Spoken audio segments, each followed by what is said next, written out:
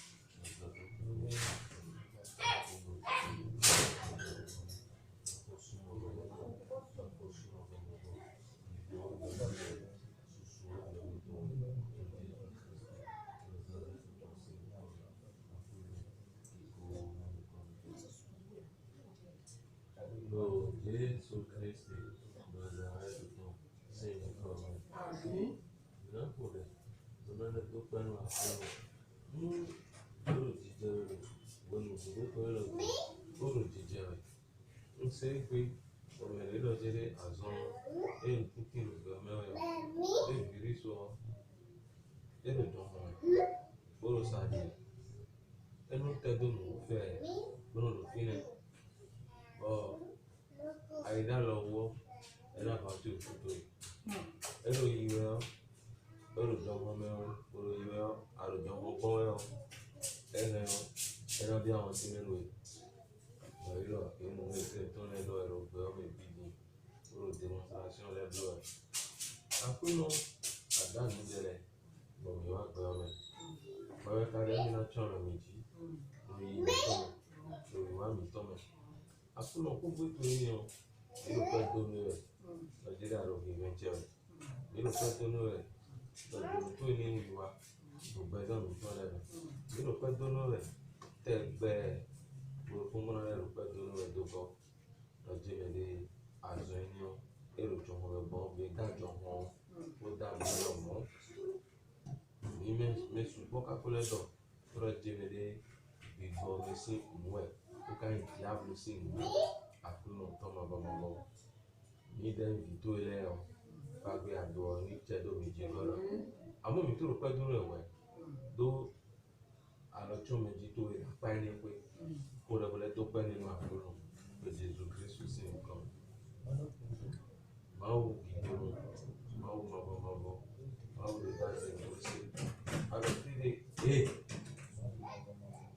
àdọ̀fídé gbẹ̀tọ̀ wẹ̀ gbẹ̀tọ̀ àtọ̀ kúlẹ̀dé lòlù pẹ́mi tọ́ mi lẹ́mi ló tẹ́ kì í tọ́ àfọ́súnmọ́ ló pọ̀ bí bàbá wíwí ìdókòó ìwé lè sùn àpinnu ọ̀dọ́ mi gan ìdókòó ìwé ìgbọ́ ọ̀dẹ̀ ọ̀dẹ̀ rẹ̀ soso ọ̀dẹ̀ ọ̀dẹ̀ rẹ̀ yẹrẹ jẹ́ nínú nǹkan tó ọ̀gámọ̀ jẹ́ nínú nǹkan tó ìdókòó ìwé àpinnu ọ̀tọ̀ ìwé ìdèjìdó òtútù rẹ̀ nígbàlódé òtútù rẹ̀ àpinnu òdìbò nígbàlódé òtútù rẹ̀ ìdèjìdó òtútù rẹ̀ ọ̀rẹ́ lẹ́yìn máa wò nínú yóò ìpè ọ̀rẹ́ yìí máa wò nínú yóò àpinnu ìgò ọ̀bì ọ̀tún rẹ̀ àkọsùnmọ̀ lókòdó bàbá wíwí àkọsùnmọ̀ ìdèjìdó òtútù rẹ̀ àpinnu tọ́gbọ̀ wẹ̀ náà nùbọ̀ ẹ̀ ọ̀rẹ́ tẹ́mẹ̀lẹ́ ọ̀bírígbà náà jàyè òdìsí àmì gbẹ́kẹ̀lá jẹ̀mí wà ọ̀wẹ́ àdọ́nù yìí nígbà ìgbàdọ̀ tó fòtò ó tó yọ ìgbàdọ̀ tó fòtò ó àpinnu gbèdé sweater máa wà pẹ̀lú àdọ́nù yìí lọ́wọ́ kọ́ńtìlẹ̀ ó làpọ̀ṣẹ́ra lẹ́tàtàn ọ̀wẹ́ àdọ̀ kọ́ńtìlẹ̀ ó ọ̀wẹ́ àdọ̀ àkọsùnmọ̀ lókòdó àdọ́nù sẹ́kọ̀ yìí ọ̀nà ògbétọ̀ tó lọ́wẹ̀ ló wà lọ́dọ̀ kótó ilé ọ̀ ìtọ́ ìdì ní kótó ilé ọ̀ ìdẹ́lẹ̀ ọ̀ ìyẹ̀wẹ́ náà mọ́ lè jì ìtọ́ ìdì ní kótó ilé ọ̀ ìdẹ́lẹ̀ ọ̀ ìyẹ̀wẹ́ náà mọ́ lè jì lọ́rùn gómẹ̀ ló ìdì ní kótó ìwọ̀ ìdì ní ọ̀gbọ́n ní kótó ẹ̀ lọ́mọdé mọ̀ pé kótó ẹ̀ kótó ẹ̀ wọlé sùkà káàdì iná ìbílò pẹ̀lú ìjọ àbúrò ló bá òkú ìlú tọ́yà àyíká òkú alògbèjì òyìnbínú alògbèjì kankoko lẹ́bi mẹ́ alògbèjì jẹ́jú lẹ́bi mẹ́ alògbèjì àgbàsúnmọ́ lòdòdó bàbá wọn ló Jésù Kristi àgbàrá tó kìí nìkan mẹ́ àpòlọ ìgò nǹkan tó soso nǹkan tó jẹ́rìjẹ́rì nǹkan tó ẹ̀tọ́mọ́tì nǹkan tó àgbàsúnmọ́ lòdòdó bàbá wíwí ìgò ọ̀bì òdìrẹ́ soso ọ̀bì òdìrẹ́ lópẹ́ dúró rẹ̀ àkókò lọ́dún ìrọ̀lẹ́ fún rẹ̀ olùjẹ́jọ́ lọ Jésù Kristi ọ̀sà lórí tó sí nǹkan olùsúnmọ́ bàbá wíwí ìgò nǹkan tó lọ soso nǹkan tó lọ Jésù Kristi ọ̀sà lórí tó sí nǹkan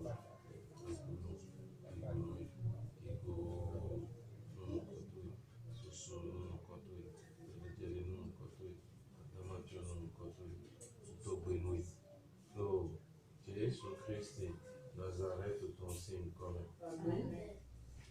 Nílò nùgbọ́mẹ̀ mi dẹ́ẹ̀dẹ́ lè ní Jésù Kristi lẹ́yìn.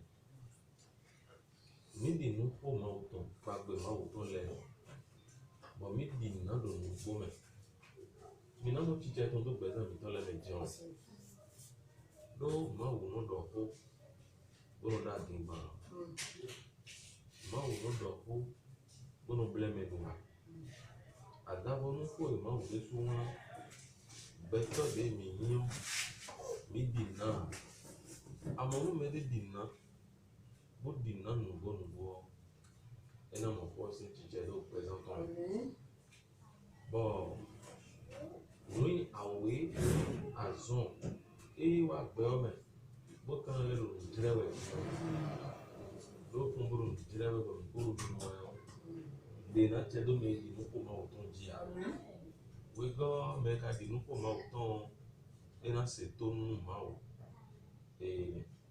ena do to se nu ba wo bo kan di kesi ma o kan de na lo ji to bona gba ni amen ana fo de bona do no akuru emi le lo pe lo ko to ni en general emi lo pe to ni en general do domaine le biji domaine de ai ka mi to ma te mo emi lo pe to ni do domaine ni mo emi lo pe to ni do vile sintana emi lo pe to ni do amule mi no to emi lo pe to ni do fo mi no fo emi lo pe to ni do lulu ko mu ko sintana emi lo pe to ni gbe mi no na joro de mi gbe mi ito ko no le wa emi lo pe to ni mi no to ja ko to emi lo pe to ni mi no le bi o ko de emi lo pe to ni mi no yi budo emi lo pe to ni mi no dado no vile pe na do ma wo mi me de bu je ka na se do pe ame o no to le do para ko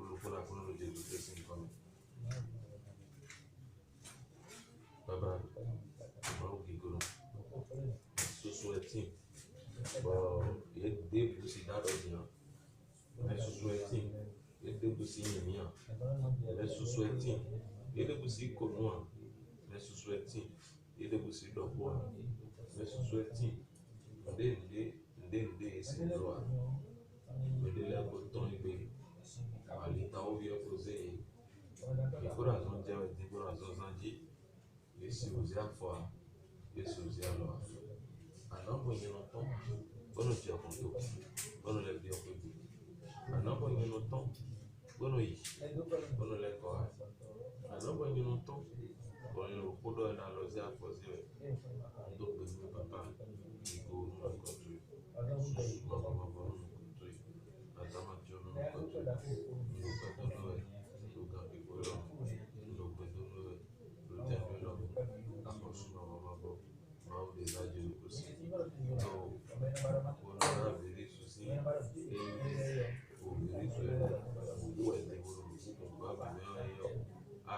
no controle lo atto lo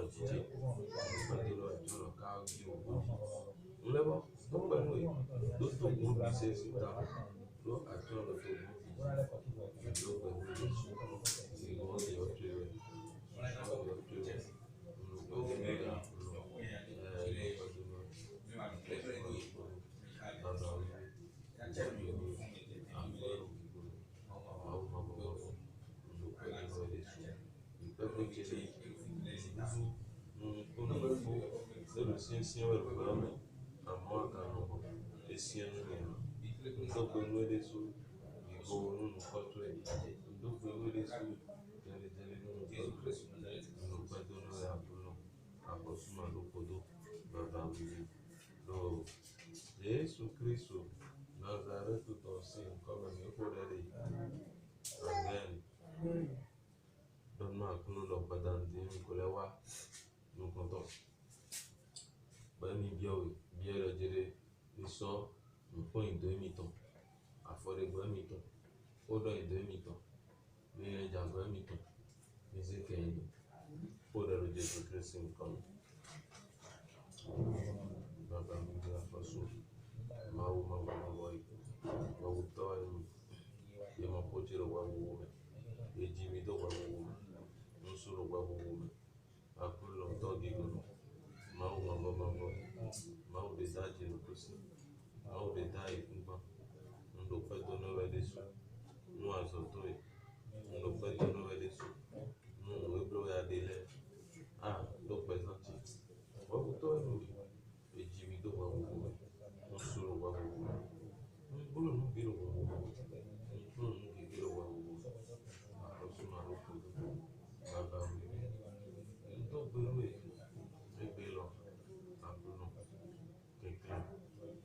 jele ke anu ko indo jele kodo indo jele agojije jele afore go jele zekemi akolo zeke fezonje zekemi le Jésus Christ Nazareth consigne comme apostuma lukulu mau mababa mau leta Jésus Christ gigu obi otuwe susu obi otuwe ndobe nweresu gigu nunu kotwe susu nunu kotwe papa kunu blau nunu bedoti kunu blau nunu itoje kunu blau nunu itoje kunu blau nunu agbazaje apostuma lukulu baba wiwe akolo gigu kunu blau nunu apostuma baba o Jésus Christ Nazareth consigne comme akolo gigu baba wiwe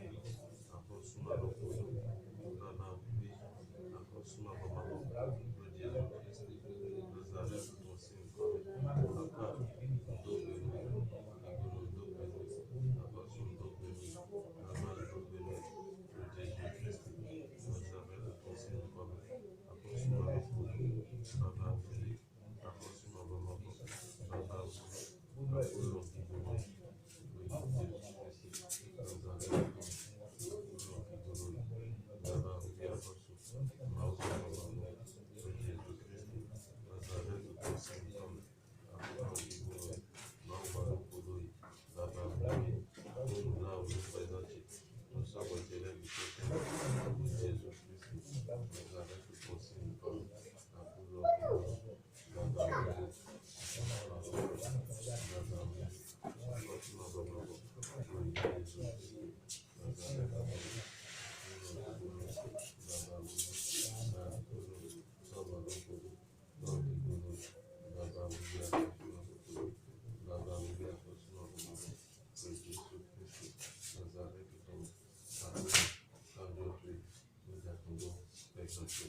Bí ọkàn jọ Jésù Kristo, bí ọkàn jọ oríjà kúndó, ní ìdẹ́mi tọ̀mù, kan jọ oríjà kúndó, ìdẹ́mi tọ̀mù, kan jọ oríjà kúndó, àti ìdẹ́mi tọ̀mù, kó rẹ̀ ló Jésù Kristi, Nazareth consigne comme kó rẹ̀ gbọ́dọ̀ fọ́nù àkúnná, ló Jésù Kristi, Nazareth consigne comme apostuma lukulu baba, mau baba mau lè dájú, mau lè dájú.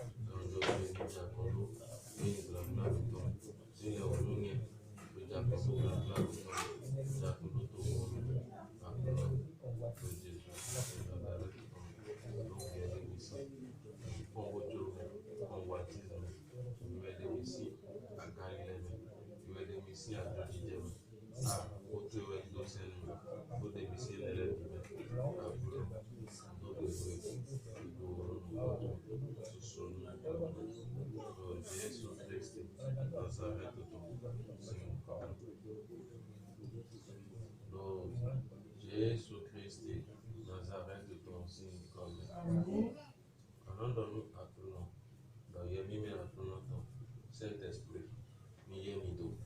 Saint-Esprit, lisez Agbaza Mitodo. Lisez Boko de Minyodo. Saint-Esprit, lisez Midodo Boko et Mini. Donne-moi Liba Wero, c'est Misedo. Pour le Jésus Christ, signe comme. Il faut que vous ayez le besoin de Liba Wero. Donne-moi apprenons.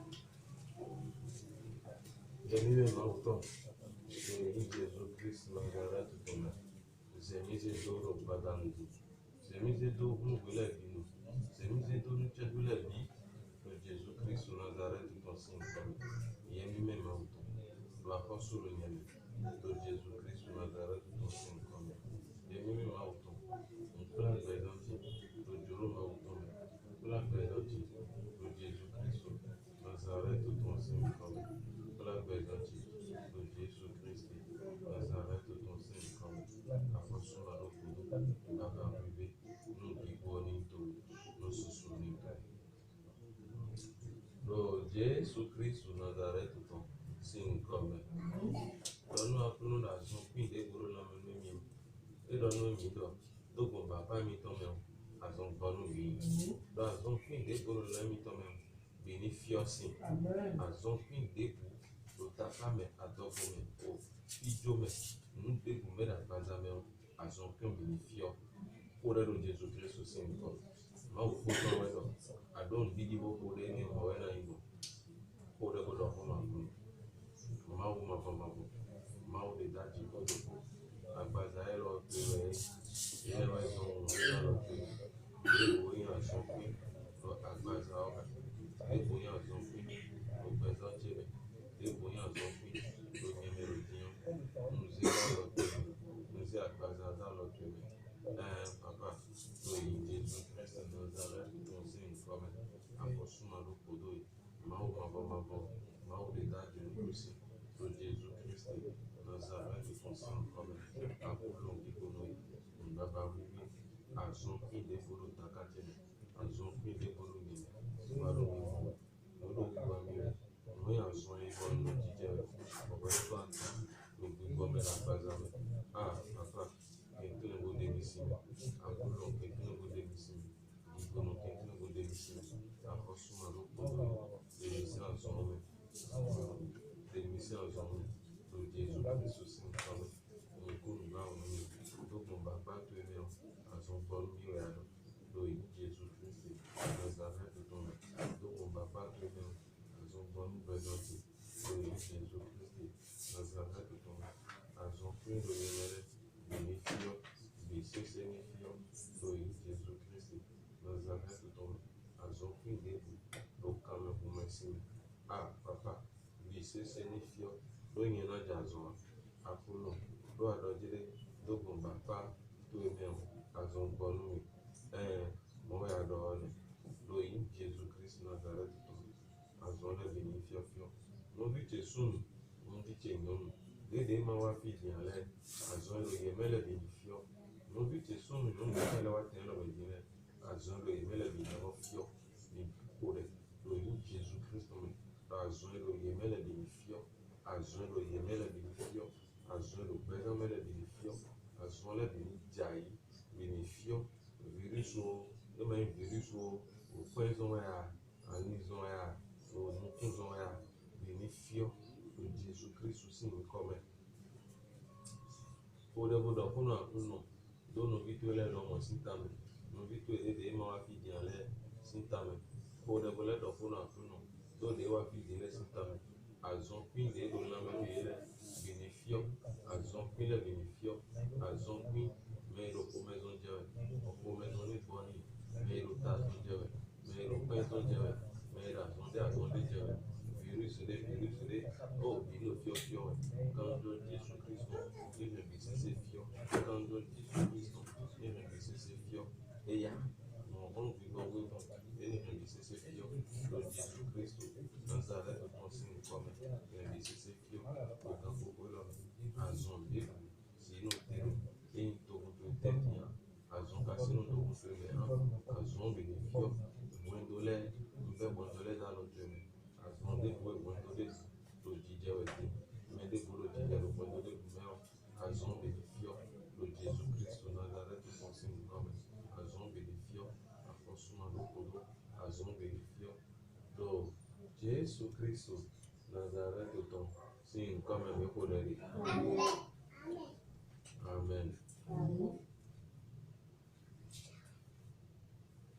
Nu de fa kejio ogun goro nu ma o Poder de Jésus-Christ comme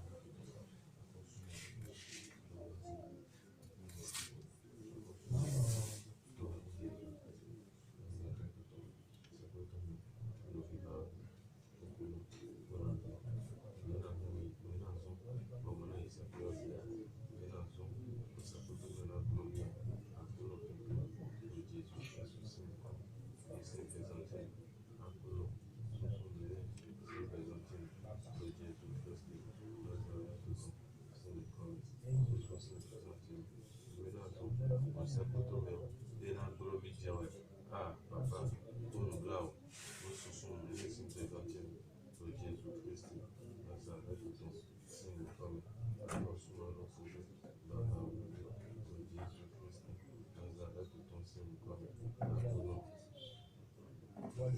de Jésus-Christ, Nazareth, ton Saint comme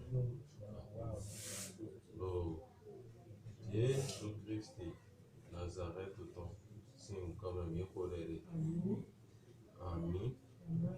Mau de da jinikusi, mau de da ikumba, papa in papa gbede, papa in papa nonano, bono kwalo no bisun iyun, bono lo ha bisun ko bisun ko, bono na lo kontomelo, me yi ton se yo, to pokuna lo muya o, to kuno ndo gbenu yi, to pokwe ni o, e o che do gbega mi to yi, o do ko mi to na lo muya, mi na lo muya, mi na lo muya la ikumba jia.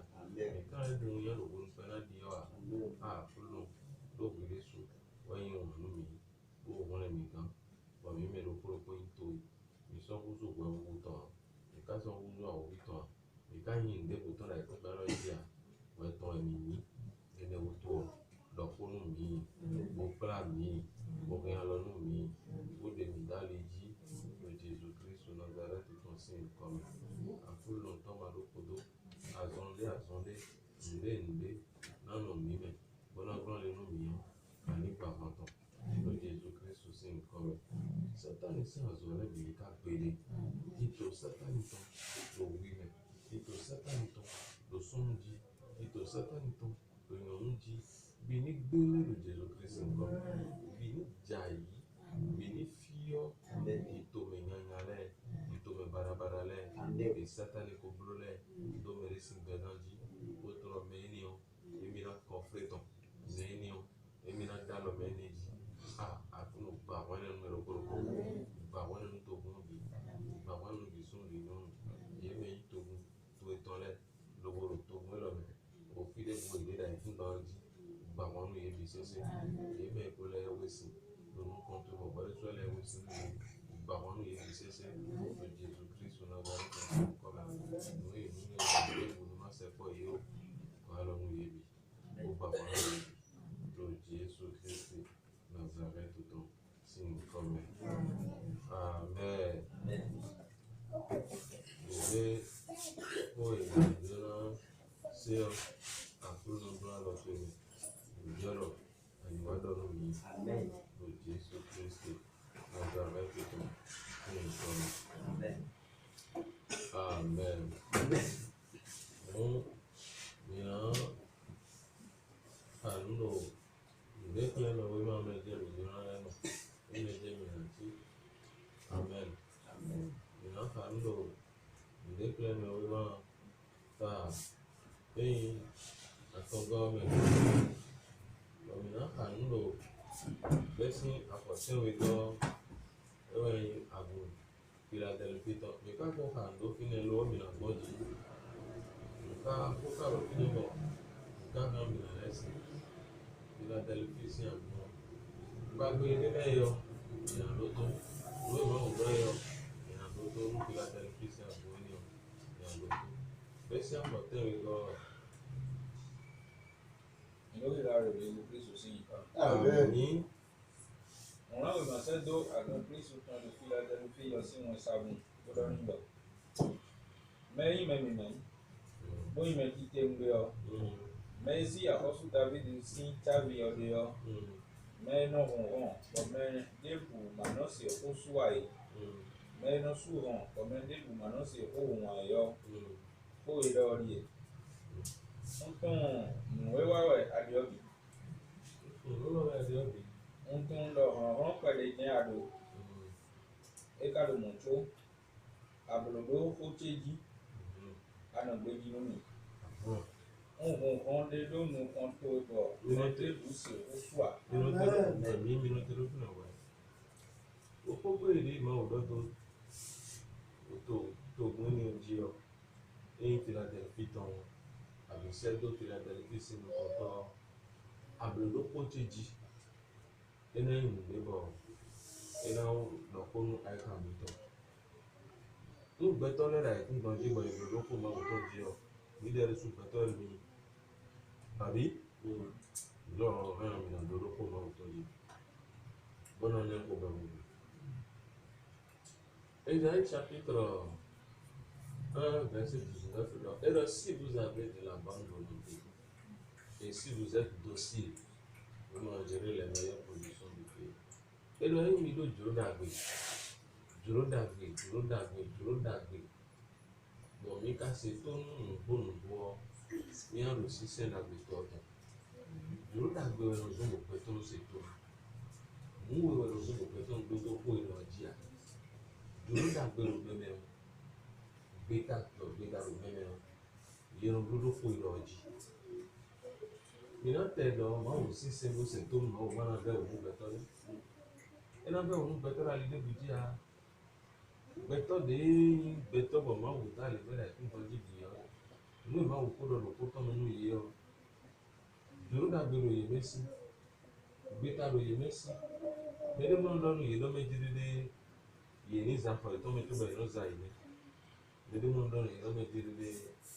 Ini kalau kamu itu oleh ini yang itu oleh apa itu oleh pikir itu punya jadi mana dah mau ini kita nggak usah bayar cita dulu kita lu ini ya Djuro lu ini ya haleluya nu aku Djuro tu ni dia mau wanu dah jadi apa boleh wa mau wanu dah mau ya mau wanu dah mau ya baru sunu dah aku pikir na ile wo wajib pikir yo elo kio tu ni bando sino nalewo afonso san nalewo agbemi wa nale gene wa nale gbada wa nale medele nale azun gbere ko bi so pepe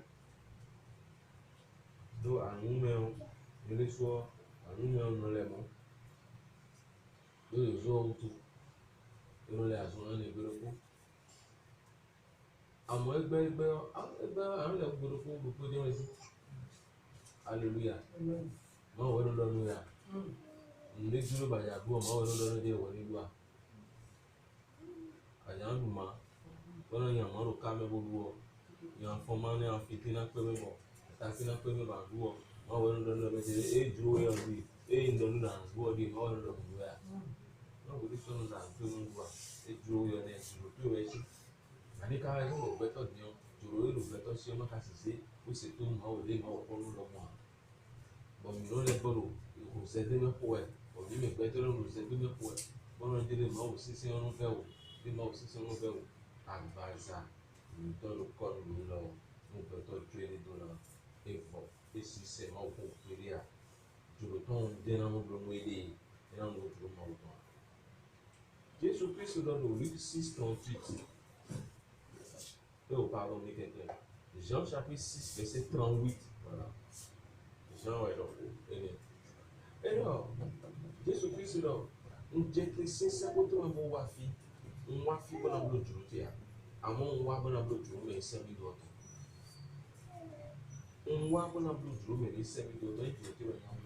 Alors, il voit Jésus-Christ est là. Tu vois. Amon vous y va. Ni peut-être le Djuro tu le Djuro oui. Nous mais là attendons voir au biton. Là au biton, peut-être soit ton bout d'accord au biton la volonté la volonté peut-être même il dit peut-être pourquoi il a connu il a connu le feu dúró tó etí gbogbo ẹ̀ṣẹ̀ mú ẹ̀ fún ẹgbẹ́ ẹranko jì pẹ́tọ́ gbogbo ńlọ ìpẹ́tọ́ náà pọ́n epo ló yẹ fún ẹ̀ ṣẹ́rù mú ẹ̀ wọn ní pẹ́tọ́ mọ̀ ẹnu jì pẹ́tọ́ gbogbo ẹ̀. Alọ́ níbi tó lọ sí àwọn ọmọ náà méjì lé àyíká bọ̀ wà bọ̀ ẹ̀ má sàfọ́ dúró tó wà lóṣù ẹ̀zà wọ́n ló dúró pẹ́ tán bẹ́tọ́ ló dúró tán máa wù ló dúró tán àwọn òbí ló dúró tán mẹ àwọn òbí kó ló gbẹtọ pọ ìjà kọ ọyìnbá dúró Jésù Kristu náà jẹ tí wá fi nàbúrò dúró tìyà àmọ́ nàbúrò dúró bẹ iṣẹ́ mi lọ́tọ̀ ẹ wọ Philadelphia sí nǹkan tó wọn kúrò ní Philadelphia sí àgbo ebúrò dúró tán máa wù lọ jí mi dé wọn lọ gbọ́dọ̀ àyè ló kan lóhùn nínú orúkọ yẹn ní àmọ́ ìdí náà rẹ.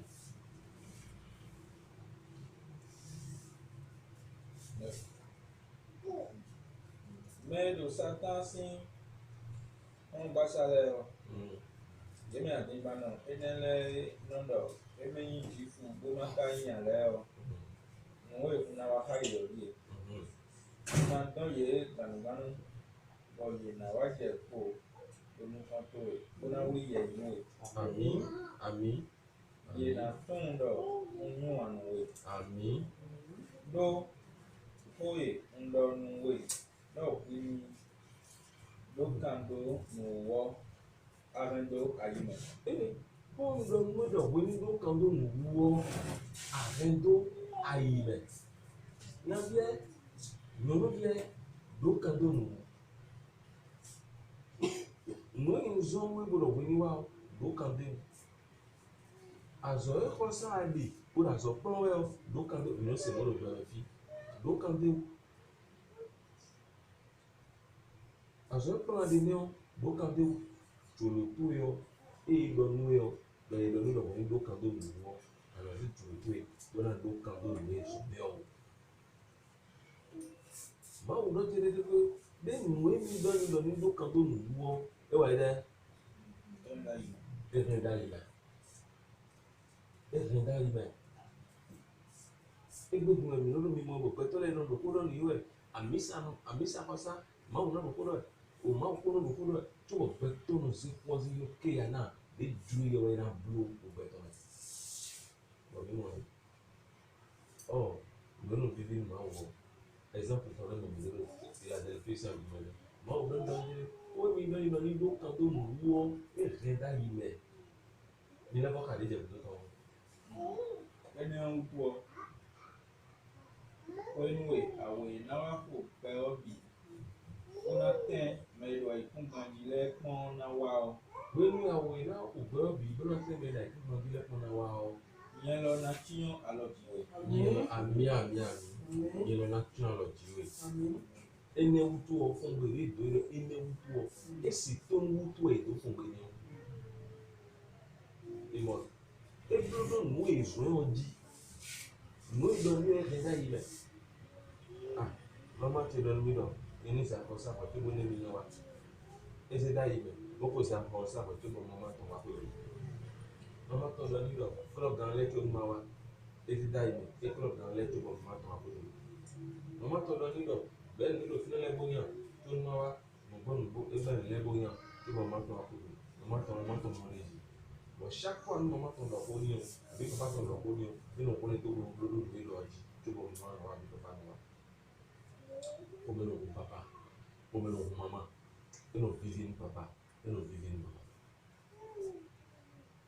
Me pão, aquela telefície, a gnoela, no irmão Doni, eu é que a gnoela por fim, tudo na bom mulher, pipão tem meu, a gnoela por fim, tudo na bom mulher.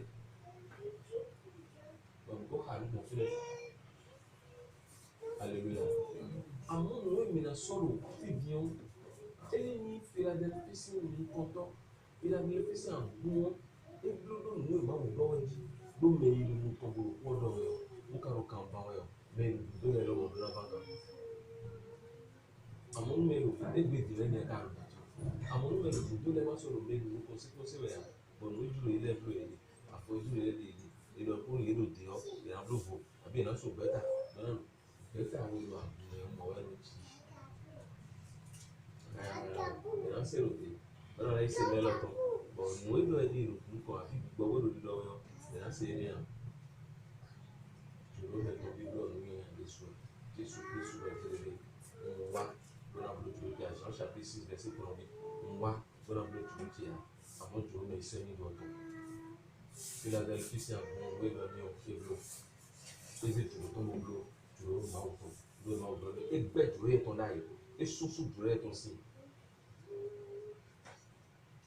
Agwelo nu pàtàkì rẹ̀ àpẹẹlọpẹ nu pàtàkì rẹ̀ ebida dúró yẹ tó ń sìn bókà bí dúró nù édọ níyàn eblodeji ẹfẹdà ìfàmì lóòótọ́ nù rẹdà yìí xamẹwé nù zọbọ inú fíìmù nù rẹdà yìí xamẹwé nù zọbọ ẹkọ lẹblónù nù rẹdà yìí xamẹwé zọbọ ẹnu sètónù nù blodeji ọmọ rẹdà yìí xamẹ adé àwọn sètónù nù ní àwọn sètónù ẹfẹdà yìí xamẹ ẹdọ ẹfẹdà yìí xamẹ bí mọ yà dé mi lẹka bọ mi sè.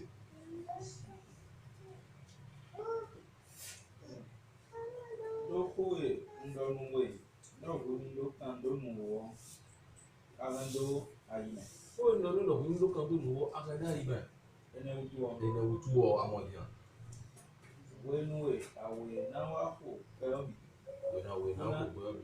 bona temedo aikungangile fún nawa ìyẹn lọ na tíyan alọtìwé Àmì nísọ mi. nnawado manimenti zan nwedo asitowe ọsínsín gbónú mẹlẹ manyi ìdèjì tó sí àjọsí àsitowe mẹnadúdéjì ọ nnasọ ẹjọ gbọdọ kí n lọ sí ìsẹfọ máa ń tẹ tán mi. Àmì nínú tẹlifíṣàn ẹ̀ bọ́ máa wùdọ̀ kó lóní lọ́jọ́ ẹ̀nà ògbéjì àyè mi fàtúlẹ̀ rẹ̀ ẹ́ mi ò dẹ̀bí náà yìí ẹ̀nà nínú àná ògbéjì mi àyè. Ó dọ̀ mọ̀ lọ́wọ́ àkàlẹ̀ wáyé. Àwọn nǹkan ṣe fílẹ̀ kan jẹ́ à. Bẹ́sẹ̀ wí. Ẹ̀rọ nkún ìwáwẹ̀ adéọbì nkún lọ fọ̀nàfọ̀nà pẹ̀lú jẹ́ àdó ìkádò mọ̀tó àbùrò ló kó téjì àná ìgbéjì nínú. Ẹnu ògbéjì ebi lóko tó jí ẹnu ògbéjì ní. Ebi lóko tó jí gbọ́nà ògbéjì ní. Mẹtẹlẹ nọọsù bí sùn ní omi kékeré mọ́nú mi náà ògbéjì náà. Nú ìmọ̀ àwọn olùdíjọ́ nínú ẹ̀ yìí. Nú ìmọ̀ àwọn òṣìṣọ́ nínú ẹ̀ yìí. Ntẹ́ ìmọ̀ ọ̀ká lónìí en particulier bàbá ló kọ́nà ẹsẹ̀ gbé tọ́mọ ẹ̀dọ̀ fún mi. Bàálẹ̀ kúmọ̀ ló kọ́ mẹ́bẹ̀lẹ̀ mọ́ lọ mọ́ ẹ̀kọ́ ọ̀dọ̀. Wà á kàn lóde jí bẹ̀ jẹ́. Ntẹ́ ìmọ̀ àwùjọ nínú ìdọ́mẹ́jì dé pẹ̀lú nínú blo. Àzọ̀tẹ́ ìzọ́ yìí. Ebe dion máa wò ló sọ àzọ pẹ̀tọ́ pẹ̀tọ́ lójú tó mọ̀ lórí tán blo rẹ̀. Mọ́dọ̀ ẹbí ló fọ́n sí kàfọ́ ẹ̀. Ìwé ka sún ìwé ẹ̀rọ náà blo. Pẹ̀tọ́ sùsùn náà jó ìwé máa wò lọ́nà ìyọ́ do. Pẹ̀lú sún kìsàn blo ẹ̀ kìsàn ní ẹ̀rọ yín kìsàn blo ẹ̀ kìsàn blo ẹ̀. Gbọ́dọ̀ ju ìwé máa wò lọ́nà ìyọ́ tó gbọ́dọ̀ ìfọ̀n sún pàdé lò. Gbọ́dọ̀ lò wò ìfún káàdé ní òwúrọ̀. Nú wẹ̀yìn tọ́ wọ̀ fi tó ẹ̀ àzọ́ náà débẹ̀dẹ̀ ní blo nùdé. Bon, nous avons joué de beaucoup de blower. Alors, nous avons joué de blower. Et là, on va voir. Nous voyons non. On vit où est-on va dire, on va nous donner des accords avec nous là. Et quand on commence à dire, on y va avant que des lieux de temps, on a mis d'avant, on a mis un peu de plus, on peut toujours proposer ton bois. Comme il m'a fait plus de vidéos. Et là, on dit, on a été là-bas, on a été là. Abi, anyway azoya,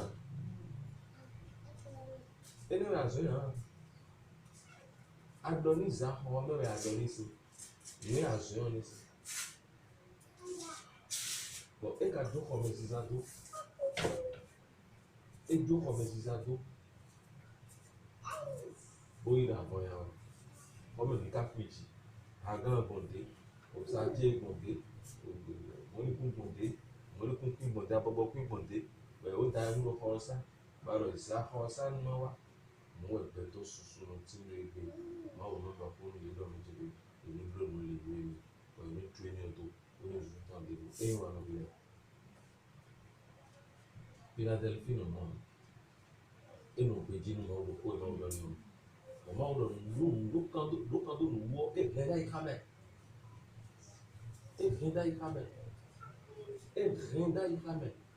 mi gbogbo nu mau se wo mi no renda e kame mi gbogbo nu mau zon mi no renda e kame mi renda e kame o we na zon bo mau na yin ma mi kona mi renda Jésus Christ le modo Jean 14 21 et lorsque quelqu'un même il gardera ma parole mon Père l'aimera nous viendrons à lui et nous ferons notre demeure chez lui. Abi mo wẹ̀rọ àjẹ́. Alléluia. Amen. Et le bodo. Jean chapitre 15-14 là. Abi une référence encore. Et donc, vous êtes mes amis si vous faites ce que je vous commande. Mignon conti et il bleu m'donner. Philadelphie et bleu m'donner. Et là il faut comment voir. Amọ̀dé kò ká ìwé ìlú ìdìbò tẹ̀ tuntun ẹ̀rọ méjì dídí ní ilẹ̀ ẹ̀mí náà tọ̀nà tuntun ló ń lò é ló ń ní ibò fún ìgbà ìka mi àwọ̀ yìí náà wà ní náà tọ̀nà tuntun ẹ̀ náà dùkọ̀ wọ̀ ẹ̀ ìdíná wà ẹ̀ yà ìdíná sọ̀tà ẹ̀ yà nùwé coronavirus wẹ̀rọ tí ọgbẹ́ mẹ̀ ti wúrò nùwú ẹ̀ ti ń gbòmí sí àmì mẹ́rin nù gbé jínú máa wò fún mẹ́ àbí àṣọ ẹ̀ máa wò fún ìka dèdè lẹ́ o gbogbo nù tó ṣe gbogbo ló yé lè náà jà àṣọ ẹ̀ ní wájú.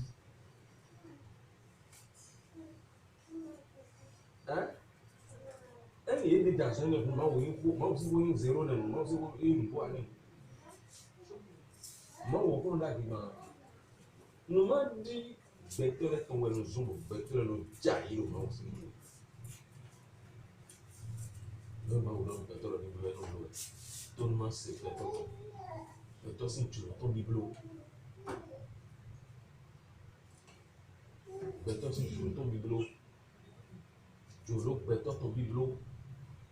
Bonolo connaisseur bleu bonolo emi tuni emi le tuni non que le moléo non le et le jour ma ko bouquet biro bonolo ici sagesse mais ton acte dit bonolo sagesse mais ton quoi et intelligence mais ton quoi bonolo jour ma wo se ko do bitoke imo ebla wo gbe o christian gbe ka ro pe ni zan ebla wo gbe o christian gbe chimo pour l'auton et nous donner de l'air. Sagesse et des temps, intelligence et des temps, nous et des temps. Mais il est garé et il nous dit que est garé et nous dit les Saint-Denis et Romains chapitre 1 dans Romains chapitre 1 dans il est garé il est garé il est intelligence et temps. Nous et temps biblio. Nous et ton ami de accord pour nous et ton coup. Nous sommes au pétos sous. Ma sono io con ma un l'air. Et nous bénéficions aux autres. Et nous intelligence de mettons gore. Ah, l'intelligence de belle mettons et nous le disons. Nous belle mettons et nous le pouvons. Nous belle mettons et nous aido aikadi. Et nous aido aikadi. Et nous le pouvons. Aïe, vous gagnez. Et ne kere ko gbẹ̀rù òjòjì kò ní ojú máa wò fún ọdún ìṣẹ̀ṣẹ̀ lókè Philadelphie ẹ̀rẹ̀ ní máa wò gan ní ọba ìka mi ẹnu ògbèjì ní máa wò ebúlódókò máa wò tó jí ẹni wọ máa wọ ebó màáyíní máa wọ ẹnẹ alọ́jọ́ méjì máa wọ náà ẹnà alọ́gọ́ ẹ̀ ló tí ọ̀nà ọ̀gbẹ́ tó jí àwọn ọ̀gbẹ́ àti ẹ̀tí ọ̀nà ọ̀gbẹ́ tó jí wọ́n náà bọ̀. Nous n'avons et n'a pas fait le dio de n'a pas fait ton dia. À mon moment où elle a imaginé, mais il se faut des bois. À mon moment où elle a imaginé, mais il se faut des bois.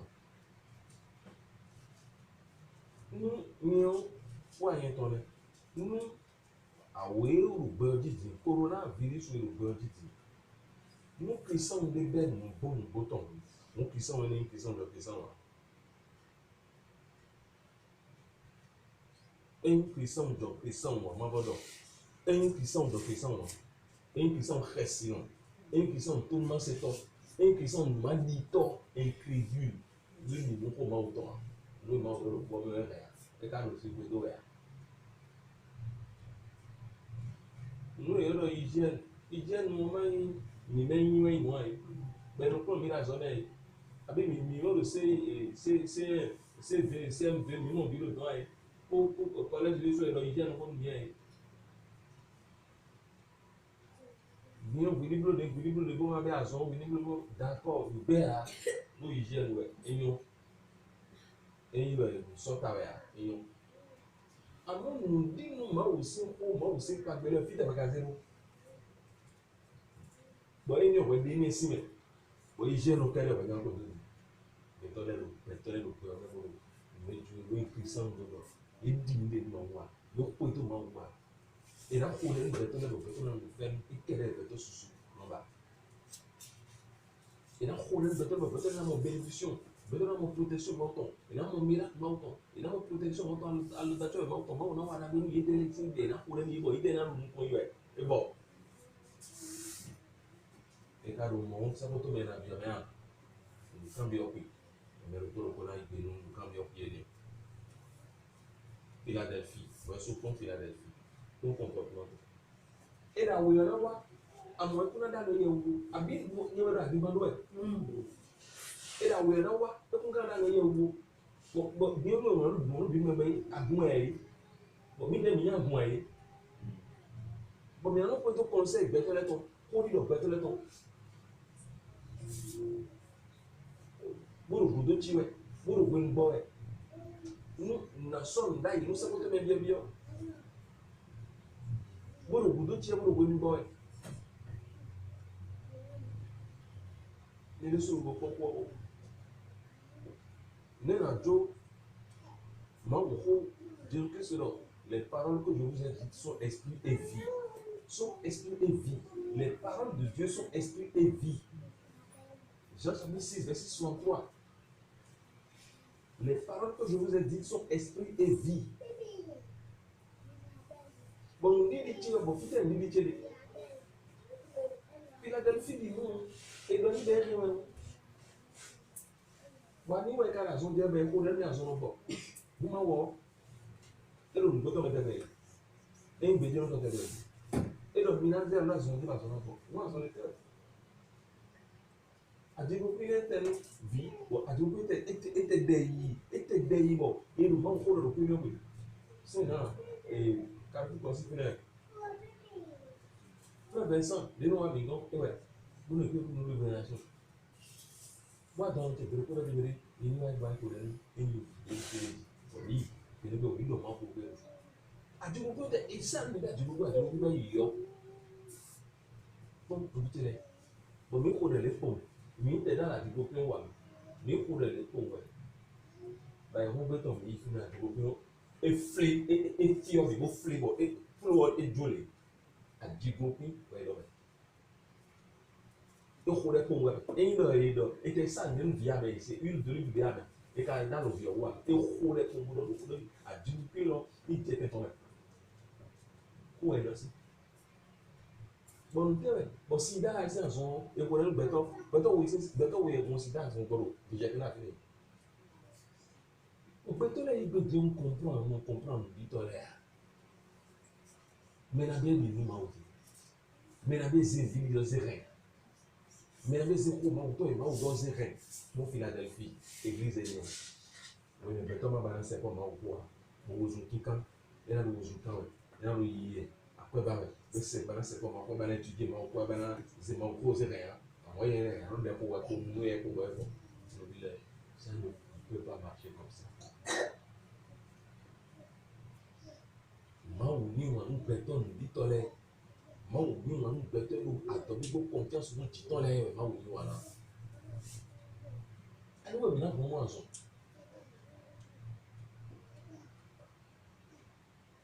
bo mo aso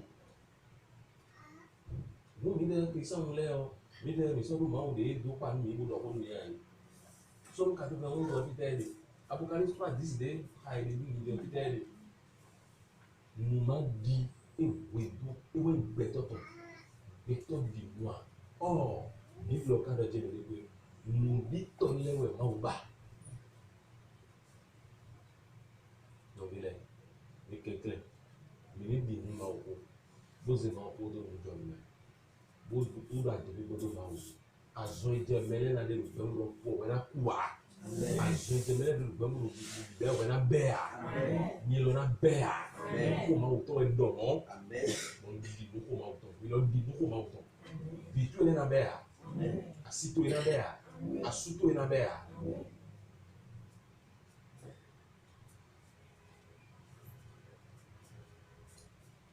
Témoignage de Kodé bon dans les bonnes amies les souhaits. Yo, Nico j'ai fait un micro d'autant. Bon non bien. Côté fille là non bien. Et mes filles les nuits. Bon, on connaît merci. Mon gars donner un peu de fille. On église où j'ai pris. J'ai pris on a tout le monde là. À mon point tout le monde là. Académie de métier à son pinche. Alors je ne peux pas faire ni à son bon lien. À tout le douleur santé de l'office. On ne te va sur toi même. Douleur santé de l'office. Douleur ni boulot à son nom pour me le on dit c'est là. Le lendemain, nous sommes en douleur. Nous sommes en douleur. Ouvert, vivant, et tu au cœur avec poumon et à côté filé. Nous sommes en douleur. Nous m'avons aussi pour le moment, nous m'avons pour les santé, moi j'en ai boire. Et ma boire va donner des années. Et ma boire à ce complètement au dialogue. Alors, avec un fou que nous allons faire. Mais docteur des docteurs, guérisseur des guérisseurs. Mais autant de temps libre, autant de liens. On va y avoir des livres. C'est. Pourquoi pas le dans ce moment-là? Il a une limite. Mais pour Philadelphie, est-ce que tu as protection et promettre nous à dire que les avoués de n'avoir pas perdu, contagion de n'avoir perdu, fléau de n'avoir perdu, et mais la nature a dit. Donc, moi, je dis que nous montons qu'on a bien. Bon, mais ni église m'a autant, ni peuple m'a autant. Bon, mais l'on dit m'a autant, mais dit m'a autant. Au fut un vidéo.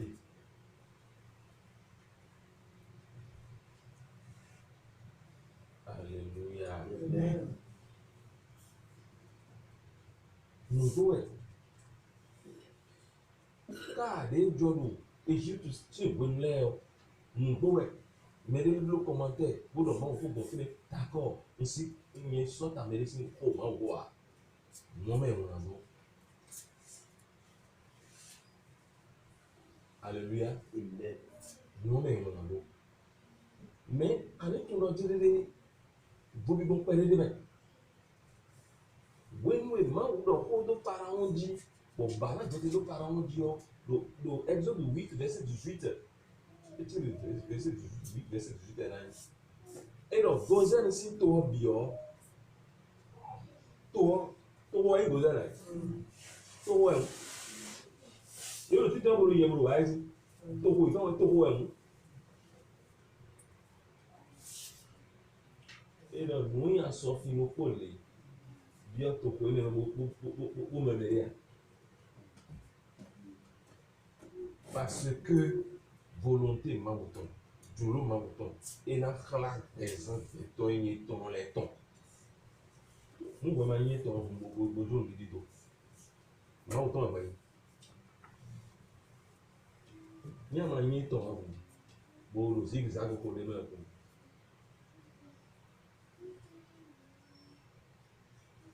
Alléluia. Azonde na wabona wawea. Azonde na wabona wumiloa. Azonde na wabona azemele fauma. Mo nje o. Ma wo gbere mana masi oa. Ana masi. Na so gba lumi bodumi kaka na da masi se bonu. Amasi kwe na no na no amasi kwe. Alléluia. No ma wo na mi amale. Abi do mo bibe. Na mi amale bi. Amale bien goudou mito. Amale lo fine timbo ero vertu teme bitele vertu ya. Pasteur pas rien. Vous doit découvrir mon pasteur dans mes enseignements. Fleur de quand on le français bien fleur de nous fleur non tout est fleur et non ton violet. Vous quand on a dogo aussi un père. Bon, pas ça, les gens bien, c'est non, parce que Amaya le gouvernement bien mal, on a bien le gouvernement. Depuis Amaya, c'est à tout dit, ben, on a bolé, on a bon, des rien, on a mal. Vous êtes fleur, vous n'avez bien ça. Bon, il contesté, mais il est enseignement dans la vie, ben, on a eu des. À ton fleur, il y a pasteur, et dans ma tombe. Bon, il est du doigt.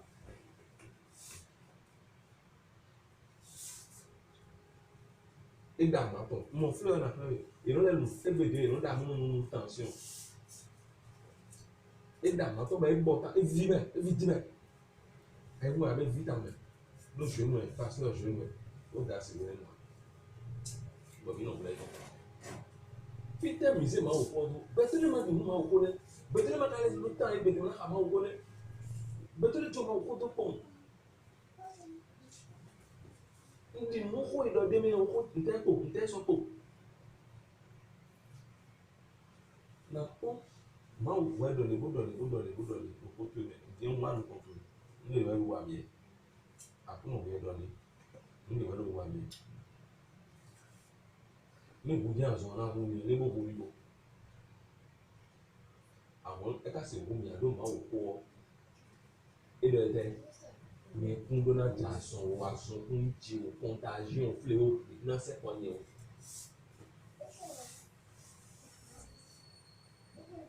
Àbí ìwọ òwe ẹ̀rọ ìjẹun wẹ́dà dùn náà wọ̀rọ̀ kúrò àlàyé.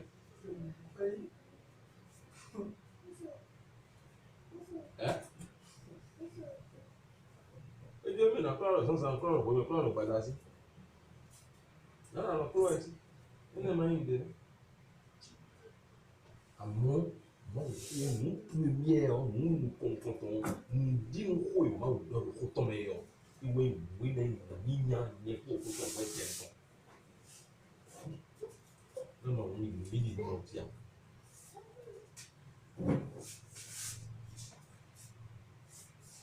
Tô por tô atento. Lo tó ọmọ ẹ pàṣẹ ọfẹ ọkà tó ń bọ fíìmù yìí sísẹ bọlọ yìí ẹ bọlọ mẹ píkẹ ẹ bọlọ mẹ ẹdẹ ká vu ìtàn fẹ bọlọ yìí ẹ bọlọ wà á tó bọ ìtàn fẹ ẹ ká mọ òmìnir ẹ bọ. Zèjìrẹ tó petit saison jí dénú jà gbẹ̀yìn òjì dénú lọ zòjì zèjìrẹ tó zòjì wọn lè zòjì ló ń lọ dìrọ àjìjà rò fi. O kan gba ìdíjà rò gbọdọ̀ rẹ̀ wọ́n sún pọ̀ mú ní òmìnira jẹ́ gan.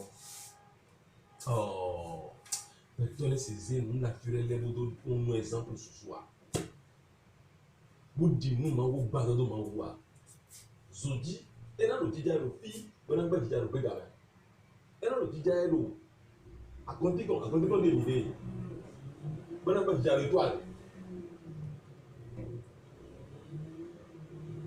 Non naturel est développé dans nos époques, mais ouais, le naturel. Philadelphie, Bazoli, Tonus Mao, Mundin Mao, Koi Mao, don't make a day hammer. No Mao Zono, a hand will be low. Et le Sissi Mao, et d'autres Sissi Mauton, vous nous bleu le Mao Zono, vous le Sissi Mao, vous nous pouvez pas Mao.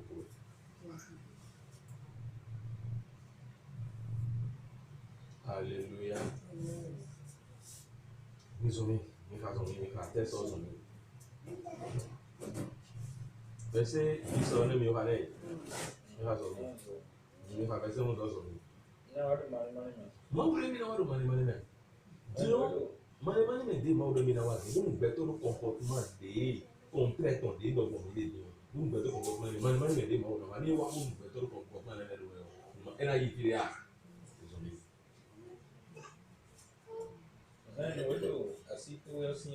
Remude da situação, da situação, mau cinco ni lo mau cinco da situação, não come mau tome da situação, então se mau cinco meu, isso se bloco não não cinco com beria, é bom. Désolé. Bonu mende mayi bude di to si àjọ si asito. Bonu mende mayi bude di to si àjọ bude di to ton si asito. Amo, mende mayi si asito. Te mo la ide de odi pe bon laisse le tout récemment dans le dire que mais on il montage nous tout temps bref on sait que et quand on va quand on sait que bon mais moi on visiter déposer nos écrans bio le qui quand même moi on le dit mais toi quand il faut les donner toi les donner mais toi on va et le générer et le générer les mêler les munitions et maintenant il doit quand on dit et il a bien quoi le gomme moyen et voilà donc quand on va pour c'est autour de lui dim de na be ebe construction ni upfront de na alors les gommes sont ni problem de ni zero ni le right that's all we need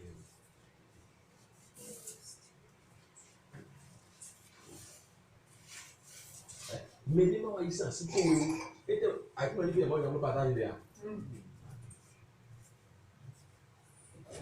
mais avec moi dire au fait c'est dans tes de dire ah une construction mettons on fait d'ablaber il y a un do on est yo le comme à tout on est et on est agile il yo le fait dans fait il m'a envoyé là et tout le lot de bien là bien là pas bien là quoi bien là bien là bon bien là et là il ici avec moi difficile de mettre à tout après on m'a dit avec moi difficile de bas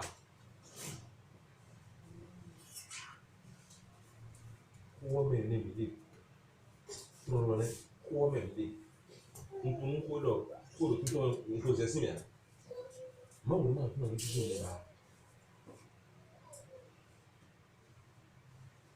voyez c'est tout bien là qui m'a dit bon c'est tout moi aussi en sommet bon moi économique mais chapitre 16 il a pas fait il était clairement dans les mains sur le chapitre 16 voyez le chapitre 16 verset il a verset 9 10 maintenant il a verset 9 10 le chapitre Não, marcaram no só com uma duro mal só. Me casando com contona. Bebe, e na wa vodo minha. E na yi me do, e na do ti tebe yi. me levou para ali ele tô Ezuba. Não, mandou me dọ́kun wa duro mal só. dọ́kun wa dúró mal tán Me casando com contona. no me dọ́kun aí uma difícil dọ́kun me do zum contona aí tu bem no difícil dọ́kun não foi a dor aí uma difícil foi a dor aí uma difícil ou foi a dor aí uma difícil vamos não vi me tornou fufu o teme la pato e teme la pato bueno teme la pato bueno aí dá pa assim a sua passe por na aí me dá pa amongo je wa ado ko de bobo ko ru fo ni do fina amongo je wa e ni ejro àwọn ka me do fina do fún me na do fina ni ma wa yin gbe to yi sínú pa fún wọn le yi sínú palade Brian tó sì dìrò pé tó gbé fún ẹ o amọ̀gbọ́dọ̀ ọ̀gbọ̀n ajá láti ẹ̀bẹ̀ tó wá fún gbogbo méjì jẹ lẹ́gbàá búrú tí o pépè jẹ èso kan tó gbọ́ná fáwọn tó bí ọ pépè ẹ̀rọ tó kọ mẹ́ta náà kò ṣe lọ́wọ́ unit tìmọ́tẹ̀ tó ṣe tìmọ́tẹ̀ máa náà kò fọ́ tó pọ̀ pápápápápápápá ẹ̀rọ abẹ́ ǹdẹ́ pla jínú fún mi náà ẹ̀rọ tó jínú àṣà ẹ̀rọ fún òkò ní fún àṣà ẹ̀rọ wá aja gbẹtọ igbe àwọn ẹkún gbẹtọ igbe aja yìí wọn lò kó yẹn ni o ìyá développé fi yẹn adóhùn dàgbé zedoma ò sẹ́ sọ̀rọ̀ wọ́n náà zedoma ò sẹ́ sọ̀rọ̀ ló fi ọ́ èzè bó dúró àṣọ wà ní wọ́n lò sẹ́kún tó bẹ̀rẹ̀ wọ́n ní àná wà gbó sí mẹ́lò fi ọ́ ẹ̀wọ̀n yìí wọ́n náà wú dòwe ọ́ wọ́n náà gbó sí mẹ́lò fi ọ́ iná ìdùnnú tó lò tán lọ́kùnrin àpèlè lò tán àpèlè sí fi lò tán iná ìdùnnú tó lò tán tí fún wọn kò lò clear wọn kò tẹ ẹ̀yìn lò tó bẹ́ẹ̀ wọlé wà wọn kò lò clear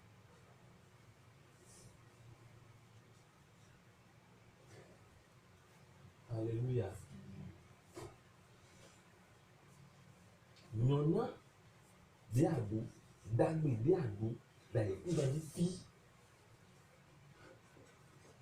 kó èmi sèbè fún ọmọ ẹ̀rọ dàgbé dé àjọ lórí dídú ìtọ́ mẹ́rin máa ṣe àṣìtò ẹ̀sìn kó ẹ̀mí ó sì ṣe rẹ̀ mẹ́rin máa ṣe àṣìtò ń wà lóró tán náà gbèjì kákákáká gbogbo sí kí wọ́n ibi ọmọ ìgbòho lẹ̀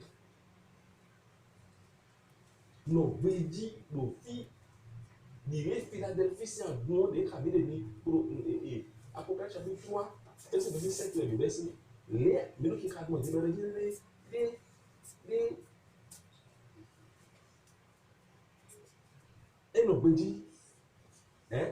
àmọ́ àjọdé náà wà lẹ́yìn nínú ọ̀sẹ̀ gbogbo kankan kábọ̀ mẹ́lẹ́ ní máa wá yìí sí àsìtàn o àjọdé náà wà lẹ́yìn ìtumọ̀ kí fíò èèyàn máa jọ ọ́ lè yà tán ẹ̀ ń nílò tẹ́kọ̀ ló dàn ẹ̀ ọ́ nínú gbèjì ló fi kákákáká bóyí ìbúdú lè tàn ìṣẹ́nu rẹ̀ gègé bẹ́ẹ̀ náà kò sẹ́kọ̀ kó ló wà lórí kan ìsàn ìdí ilẹ̀ ìgbé fún.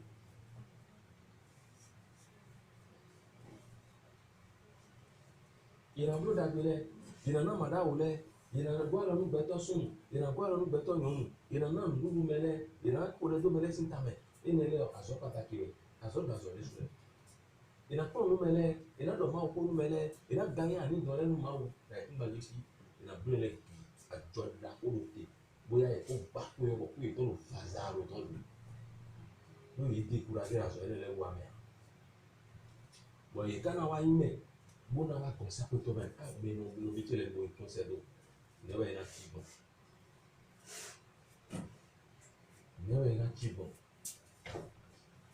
ne ina tibo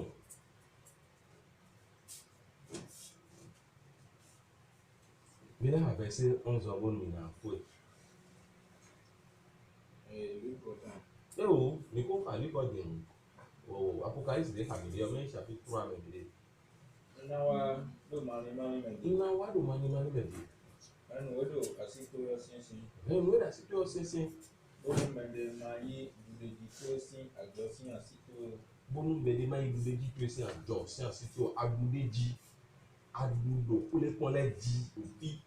Adudo wewo ji ofi. Nkan ton le ji adudo yo we wewo we. Wewo ji o edude we. Kule ponle adudeji. Te ponle adudeji.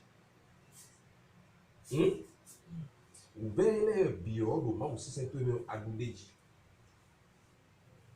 kaka bo de bia hosu to se mo to me ko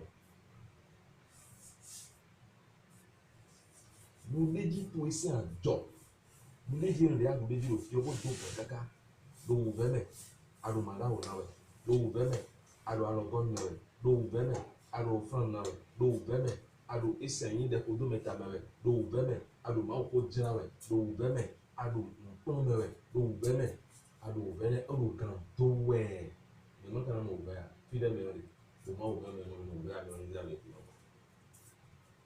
me ni ha ma ko me bi se o be to le le se mo le bi mo be hallelujah no way le gba kuro we ni ra kuro ba e ko ye we ra kuro ba e do yo me u to ni ìwádìí oyè mẹ̀wò tó ọ̀yẹ́ ìdìnnà tí a kí máa jí múná fún múná jìjì ẹ̀ múná jìjì ẹ̀ múná jìjì ẹ̀ méjì ọ̀jí wẹ̀ ní kàkà bọ̀ ègbó àkúrẹ́ náà bì sí fún ọ̀nà ọ̀dọ̀ ẹ̀yà ọ̀nà wẹ̀ kàmí lẹ́nu àsọ̀rọ̀ pàṣẹ kọ́ níbi àkúrọ̀ nuwé tètè àgbà nuwé ẹsẹ̀ òbẹ́ kàmí àsọ̀rọ̀ pàṣẹ kọ́ bí àkúrọ̀ náà ọ̀nà òde sọ àsọ̀rọ̀ àkúrọ̀ tó wọ́n jì bẹ́ mo jẹ́ àánú àtàlà bí. Attendez. Alors, toujours 40 pour égal. Bon, Jésus Christ, c'est là, ouais, quand il est là, le bon, là, maintenant, nous, je nous vois ici, bon, et là, let's go, do, I think, man, dit, tu vas bien en voir. Et quand je dis, je vais dire, mais que là, nous, nous, nous, nous, dire, et nous, nous, nous, peut-être, nous, bien dire, ah, mais maintenant, nous, nous, laissez vraiment. Nínú ọ̀hún kó ṣe mìíràn lè kó ẹ̀ka mìíràn lè nínú ọ̀hún gbóná péjì ilé Philadelphia sí àwọn ẹnu gbèjì gbọ́n yìí ilé Philadelphia ẹnu gbèjì gbọ́n yìí nínú gbèjì ó ṣe tó ní ma ó dúró lórí ìgbà òjò yìí pọ̀ lẹ́yìn ká lọ́pọ̀ nílò fi náà ìdọ́jú lẹ́yìn mú yín kan ló dóhùn wú sí kó mi lọ ní ẹ̀fẹ̀ náà ìfàmì ní ìfẹ̀ náà kó dá ìfàmì nítorí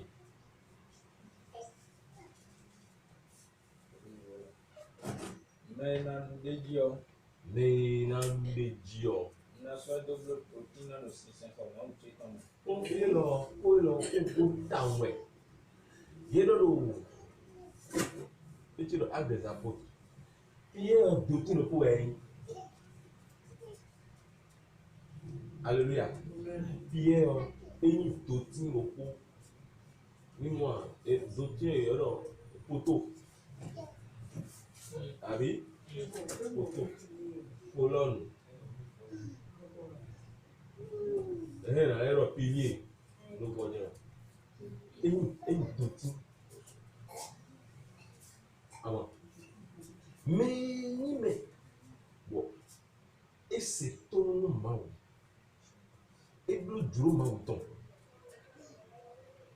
Et bleu nous des maou, nous do, et nous t'aider au boulot, et nous parlons bleu duro ton, et nous commençons à dire, nous n'avons bleu duro ton.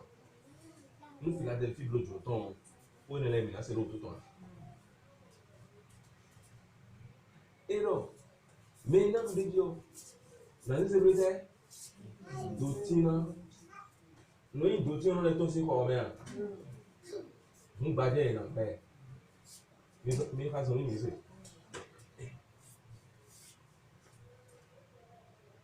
mi náà ló lè di ọ. Soit double protéine dans le 650 ou tu comme. Na tó tó ló dotina ló ṣiṣẹ́ kọ ọmọ òkè tó mẹ. Bon, et son attend.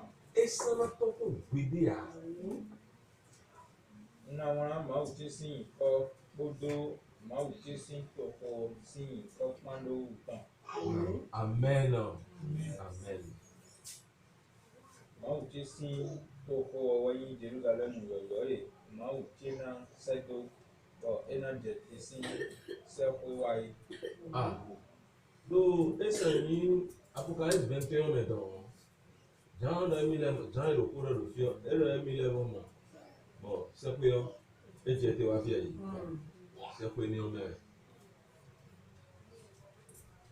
to yi me ni ko ngbe o bo ro kle ba ro fi di mo to yi me ni ko ngbe o be ro nu continue ni bo da yi ka jin ni bo mi ro bi ba re bo nu ro de ton ko e bo nu bi lo nu ma wa do me dire ma o wa lo ni do ma ise pe to yi ni o me ina mi ji o na zeze blo dotina lo to ti si 50 esse não tô com guiria não há ni coche do to tem razão aí Na wọn ìkọ́tì yọyọ dóhùn tán. ni ko de bo mi na me na me ji le na mo ni ko de bo ni ko Jesus Christ me o to aí ni ko Jesus Christ me o to aí ni ko de bo fún bo lo te ko me le ele ko to iko enyo ni ko Jesus Christ wo ye na bo ko ile bi la je ko lo se ko bi la je ko da ikin gbagure eyin ko ko gun lo ri yo le do ko ko we lo we na e na na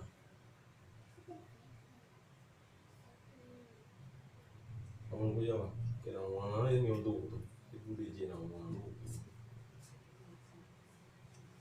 pero te to ni ba bu gbogbo re pero te kun ni mẹ́nu le pero te kun ni pe pẹ̀lú pe mi ha ifo Lẹ́yìn tó bóyá tó ṣe mọ̀ nímọ̀ oúnjẹ ìrọ́nú àbọ̀n bí èsì fún láìwọ̀ ẹ̀sìn síndí ẹ̀mí kàndí. àmì ẹ̀ẹ́dótó bọ́lá tó ṣe wọ́n nínú oúnjẹ ìwé lọ́wẹ̀ èyí ẹ̀ máa tún lé ọmọ kan jí nínú ìwé náà sí jẹ́ olùdíjọ́ ẹ̀ ọ́ nínú oúnjẹ kan jí hallelujah náà sí yẹ nílò kó lọ́wọ́ wọ́n mi já lóhun tó ẹ̀ ọ́ ntɔmɛ ɛrò gigo si wɛsi bɛyɛ ŋɔnasi bɛyɛ ŋɔ ɛrò ɛdi nɔni ŋɔnasi bɛyɛ ŋɔnasi abi mɛ de buru yɛ o kulo yɛ ìgbɔ owó ɛrò lɔdɔ yɛ o ɛrò ló kàtí àpò ma kú o mi mɛ bi sise wɛ mɛkɔ wɛ mɛkɔ wɛ mɛ de bu wɛ nu tɔn tɔn bɛyɛ koko rɛ tɔn o dɔ ko nu ma wo so mi nu bɛ dza dɔ ma wo kpɔ. Ebi mi ọ̀nà náà kó pọ̀ yẹ mi. Voilà pour nous.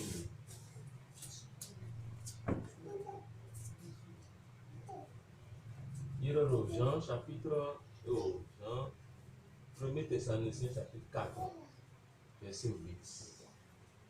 Mais quand même ici.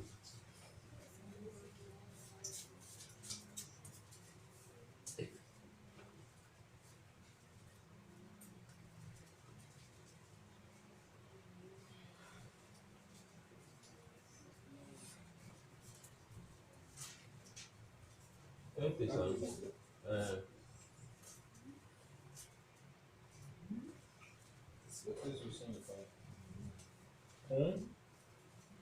Mais on nous forme et nous et better way, Olympia. Now we now you see something. Million way, Olympia. Amogbéyà gbẹtọ ẹyin gbẹdẹ ìmáwòsí gbọ́dọ̀ dídọgbọn yẹn lọ ẹrù gan mẹ gbọgbẹtọ dèé kára ìjíjọ àbí dèé ló tó bó ṣe ọ ẹ náà ò dìde mi jókòó ní ọdún ọgbọ ní ọkà ó ní ọ dìde mi dìde ìjókòó mi tó ẹni ọdún lára ọkọ yẹn ẹyin gbẹtọ ẹsìn lọ ẹkọ tó ṣe wà ẹgbẹ ìgbéyà àmọ́ màá wò ó ẹnu kó tán ọ ẹgbẹ ẹni máa ń yàn ní mi dẹrẹ o. Peut-être Philadelphie bleu moi. Philadelphie c'est moi. À mon petit dé non ouais non mais les deux pareils. Bon pareil non. Et le petit pour que le petit caca qui est le blé. On met le blé dit le tout boulé mais tout boulé mais moi on a tant le yé c'est dit. À soigner on a ouais il est bon. Nous le nouveau le gouvernement mais déboyant oui coronavirus surtout vous ouais et là ouais il est bon. Mais il m'a aussi ouais mais oui bon m'a ouais mais bon dit nous comment on tolère mais bon dit nous pas de m'a on tolère et m'a on a beaucoup tombé là ouais il est pour pour le papa alors mais dit à son frère ici alors donc on lui copie le papa que le son pour lui alors nous devons bien le copie le il y en a dit alors mais dit nous Jésus Christ soit mais on a dunia mais pour bénir le nous pas dit vous pensons oui nous sommes ena tiɛdo tito yi ogbe ne lɛ no tiɛdo me dio eyi ogbe lɛ no tiɛdo me dio Jésus Christ nous donne le propos mi tɔlɛ do gbada mi lɔ bɔnu ma o se hɔn mi ba fɔ solo do propos mi tɔlɛ mɛ ma wo de da dunu kusi ma wo de da yi fún ba mi do gbe nu mi igbo nu yi nkɔ mi tɔn susu mabɔ nu yi nkɔ mi tɔn mi do gbe nu mi de su nu azɔ mi tɔn xɔ mi tɔn de mi se lɛ yi. Mi dogbenu mi lo Jésus Christ Nazareth tout en signe comme ko mi se ro file bidion mi se pagbeto ko lewe mi se me ime bo se to nwele le no du le to egbon yi le no du yan na to egbon yi le anu le do panu yi bono le rin so egbon yi bono wuli bonu yi egbon yi o mi se bi se ro fidi na bonu Philadelphie si agun lo mi ni chide yesu lo na bonu ple ime mi de lo fie lo ple lo eni bi Philadelphie nous ya donu mi nous ya donu me ropo nous ya zon mi kenken do alonu mi bonu mi ni ma jodo apapa e ro mi me ro bi be me bo mi no ze papa mo no re o ganjo ni level chite ro pesa mi to le na bonu to nu si se ni bla gbaja nu be mi ton akuno mi me de ro to gun lo me fi ba zon e ro jije we ro to o me ni ro be bi me pa de na se po mi de le ya akosuma do podo do adode jire meiren kan vivant sin ho meiren kan dido sin ho kan do nu sin ho meiren wo bodu nu ko yo e mi na cholo jiton bo awe na wa gbe ojo de kuna sepo ye o ah papa eni nyimo nu gbezan mi ton le me do to bi me do to ko lo le bi bodo me na do to do esayin fide vo le po a kulon kinklen bonu ko lo ni waso do pesan ito le ale do ko lo me pagbe do ko lo me on ba do le ni tie do pesan ito le di o Jésus Christ Nazareth tout en signe comme be bi pepe bi le bi da lo tu me ti on do yeji gba kon nu ye no ko ha ye azon ni no zo gado ye no e na je wen do le ji bo wen do le na je wozun kanji be na ja le na ji o quem bo gba wanu gwendo levi do Jesus Christ Nazareth ton sin comme